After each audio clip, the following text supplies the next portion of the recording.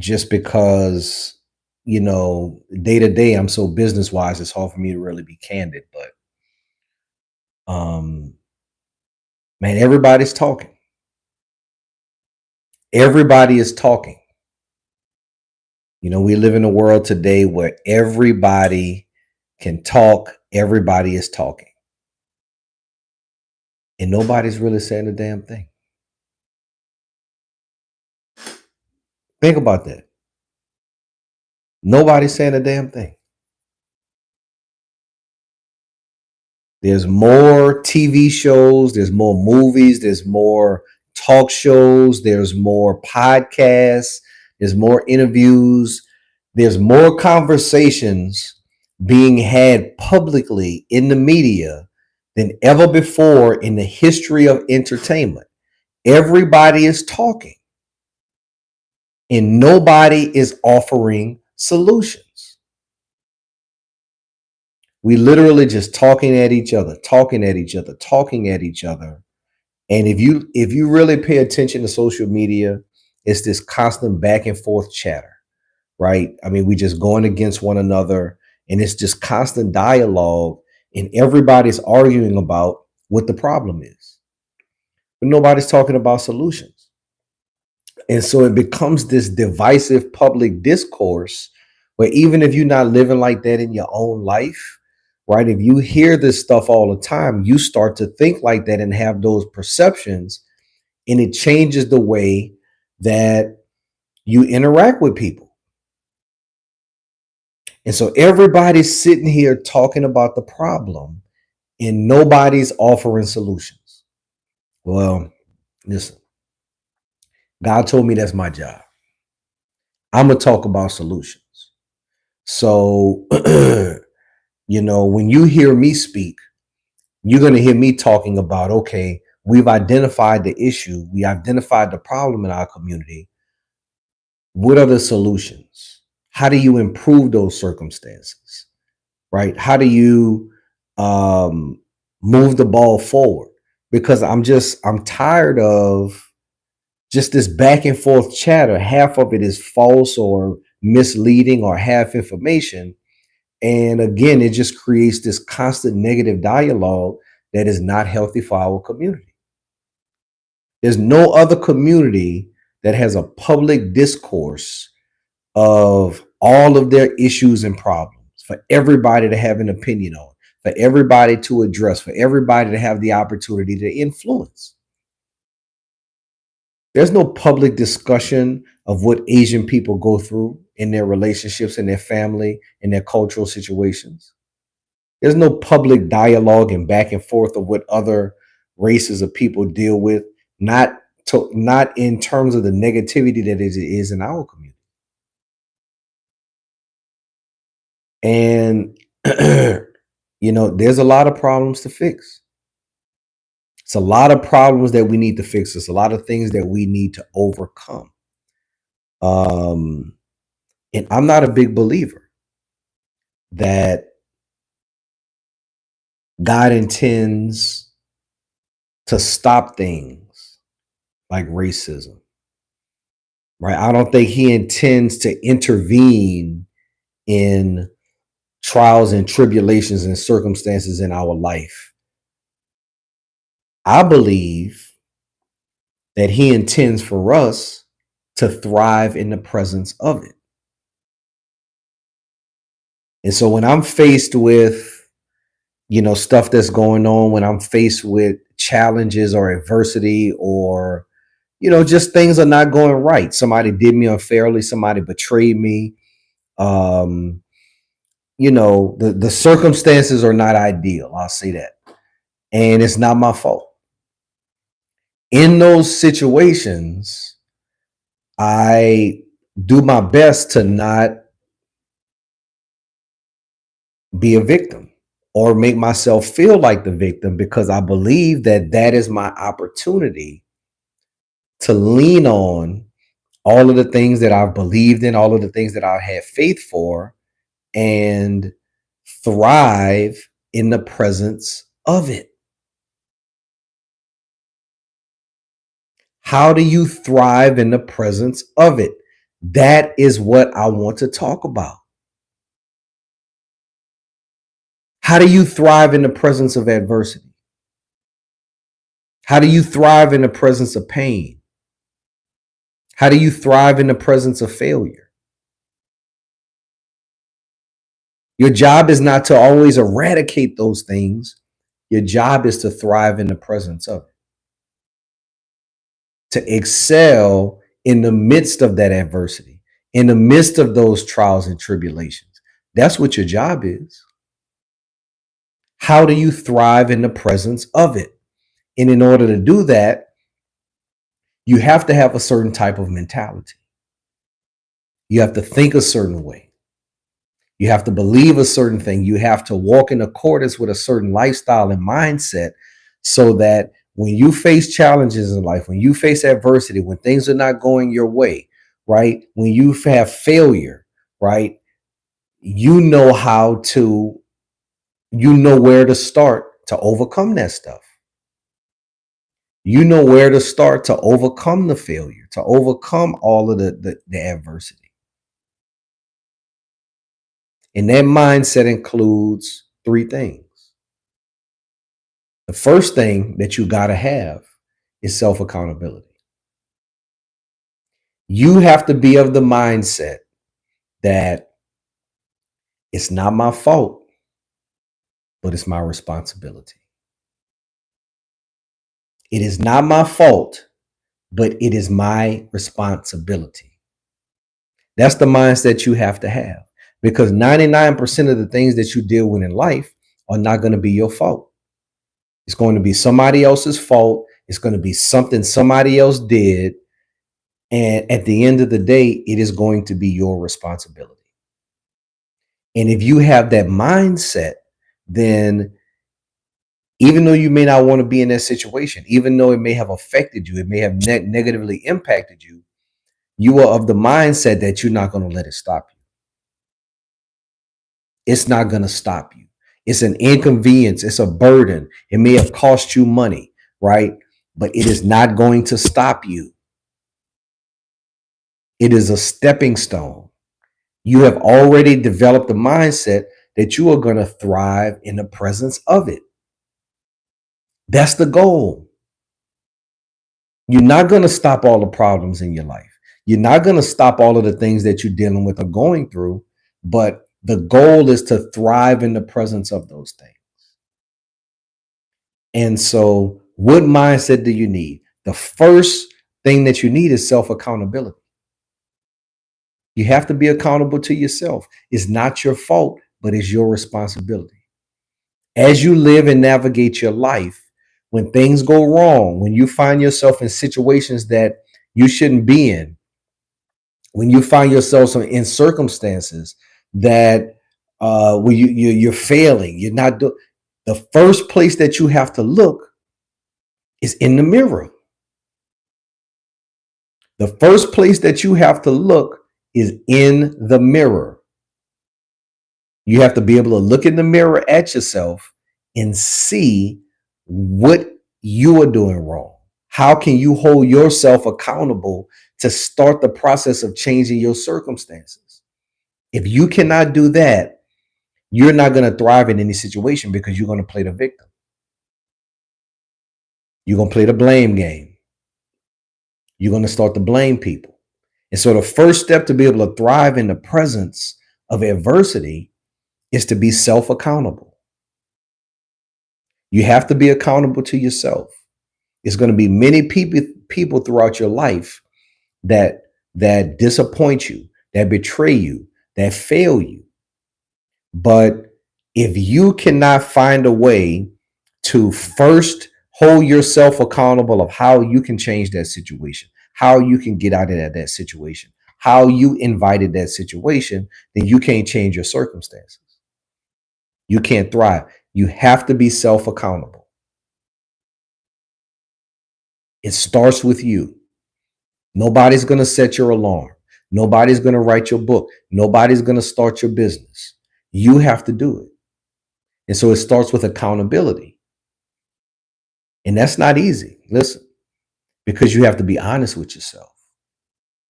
In order for you to be accountable, you have to be honest with yourself. And that's the hardest thing for most of us to do. But you cannot thrive in the presence of pain, of danger, of adversity, of injustice if you can't be self accountable. How can you improve as a person to make sure that you never get in this situation again? What do you need to change? What do you need to elevate? What do you need to give up? You have to be honest with yourself. That's the first way that you thrive in the presence of adversity. Is self accountability. Now, the second thing that you need, and this one is very, very difficult, forgiveness. Forgiveness is the most difficult thing to do in life because you always hold something deep down and it's hard to forgive. But I always say the person that hurt you cannot heal you. The person that hurt you cannot heal you. If I cut your arm with a knife, it opens up a deep wound, you start bleeding. As soon as the knife makes that hole in your arm, as soon as it creates that wound, the knife becomes powerless in healing the wound. It's powerless. The person that hurt you cannot heal you. Instead, what happens is that the body replenishes the skin, it closes the wound, it regenerates itself, it replenishes the cells, and it heals from within. The person that hurt you cannot heal you. And so the same principle applies just same as it does with your body and your skin. When somebody hurts you, when somebody betrays you, when somebody damages you, no apology, no amount of effort, nothing that they can do to heal that wound. Instead, what happens is that your heart, your soul, your mind, your intellect, your spirit regenerate, replenish themselves so that you can heal from within. And that starts with forgiveness. Forgiveness is relieving them of the debt. See, as long as you don't forgive them, you're holding on to the debt. You're saying, you owe me something. You did this to me. You owe me to make it better. But once you forgive them, you relieve them of the debt. And so then what happens is you free yourself from trying to collect the debt that you'll never get because they cannot heal the wound. And so if you want to develop a mindset of thriving in the midst of adversity, you have to be able to forgive. Some things are harder than others, but you have to have a mindset that I'm not going to let this sit on my heart and my spirit so much that it burdens my progress. So I'm going to forgive them and I'm going to be accountable to make sure that I never put myself in that situation again. And so number one is self accountability. And number two is forgiveness.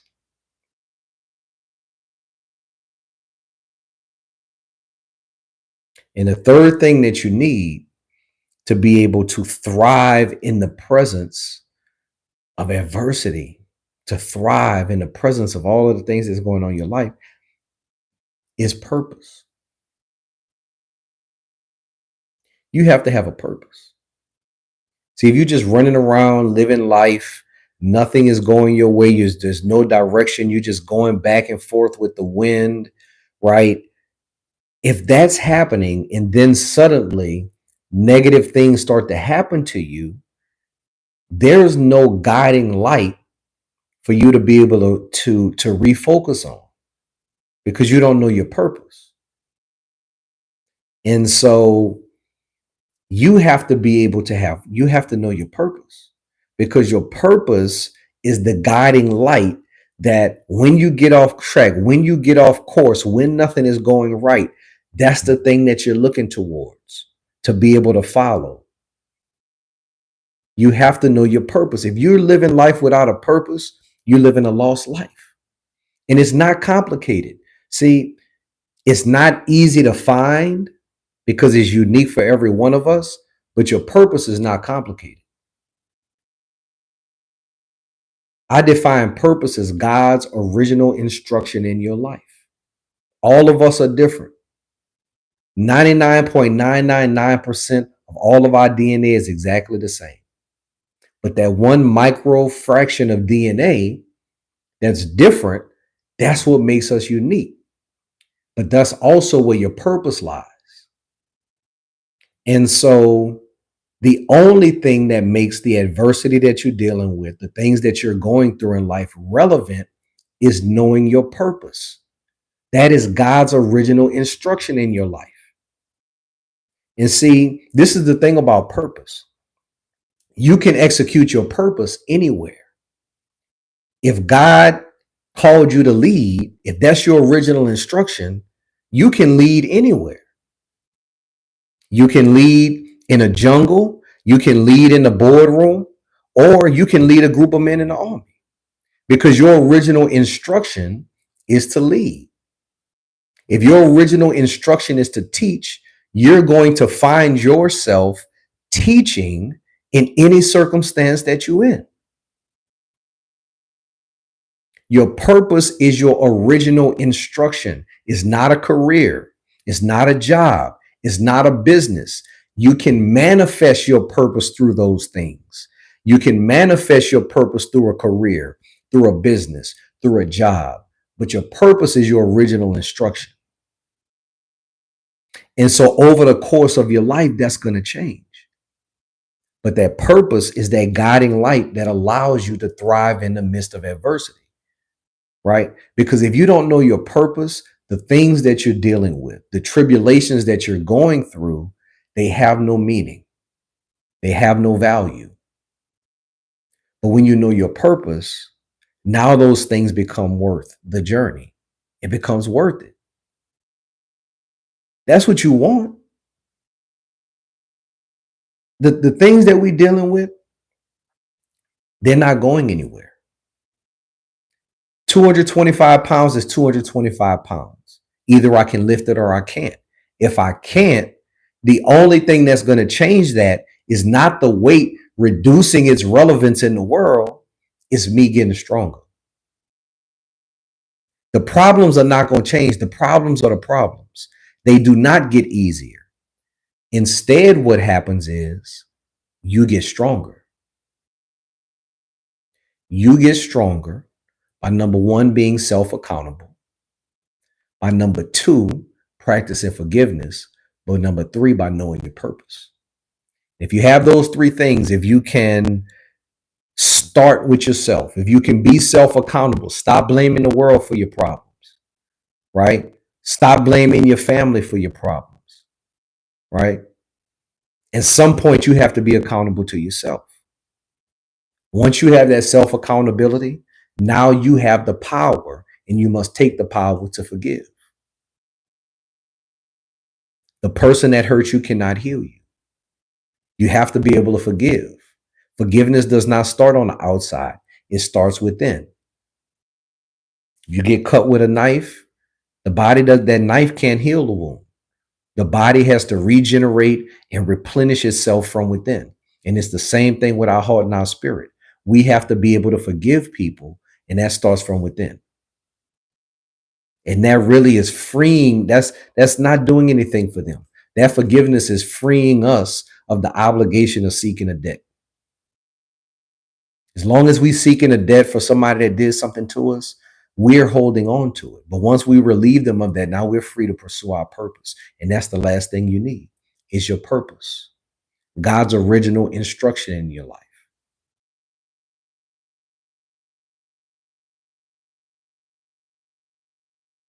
Like, I want y'all to win, man. I'm telling you, I talked to so many people. That's one of I guess that's one of the gifts and values of what I do is I get to talk to so many people. And as much as it's about business and money and economics, most times it's about life. And We all dealing with stuff. We all going through something, right? And like I said earlier, I don't believe that God is in the business of eliminating the obstacles. I believe he's in the business of helping us to thrive in the presence of it. And we just have to have that mindset. We have to have that mindset because the entire journey of life is difficult. It's hard. Every day something good happened. Guess what? Something bad happened, and you got to be able to manage it. And I don't even look at it as something bad. I look at it as something, an opportunity that I have to thrive, right? An opportunity that I have to thrive. And so we can look at life like that. Um, I think that's the first place we start in terms of getting solutions, in terms of changing our own circumstances and taking back control of our own life. Um, we talk so much about things that need to change at the top, but before you change a community, you have to change a man. And before you change a man, you have to change that man's mindset. So all of us have to start here. All of us have to start here. If we start here collectively and we set a standard, I think that we could change our circumstances collectively. So I just wanted to jump on here real quick and spit my thoughts and hopefully that helps somebody today. So I want to start doing this daily and just kind of really um, getting some of this stuff in my head that's out there and start talking to the people. So y'all have a good night. Appreciate you.